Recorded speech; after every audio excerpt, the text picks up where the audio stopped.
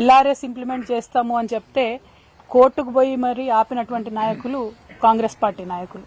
ఆనాడు ఏమన్నారు? No LRS no BRS అన్నారు. ఇవాళ మేము చెప్తా ఉన్నాము, ఎల్ఆర్ఎస్ కి మీరు జీరో అంటే డబ్బులు తీసుకోకుండా ల్యాండ్ రెగ్యులరైజేషన్ స్కీమ్ వేల సంఖ్యలో ఏవైతే అప్లికేషన్స్ ఉన్నాయో వాళ్ళకి తక్షణమే ప్రజా సౌకర్యార్థం ఎల్ఆర్ఎస్ ఇంప్లిమెంట్ చేయాలని చెప్పి మేము డిమాండ్ చేస్తా ఉన్నాం. మా గౌరవ పార్టీ అధ్యక్షులు నిన్న పిలిపించారు. రేపు బీఆర్ఎస్ పార్టీ నుంచి అన్ని మున్సిపాలిటీలలో కూడా రాష్ట్ర వ్యాప్తంగా ధర్నా చేయబోతా ఉన్నాం. కామారెడ్డిలో ఉన్న మన 3 మున్సిపాలిటీస్ కలుపుకుంటే కామారెడ్డి జిల్లాలో మనకు 21,000 అప్లికేషన్లు ఎల్ఆర్ఎస్ కోసం పెండింగ్ లో ఉన్నాయి.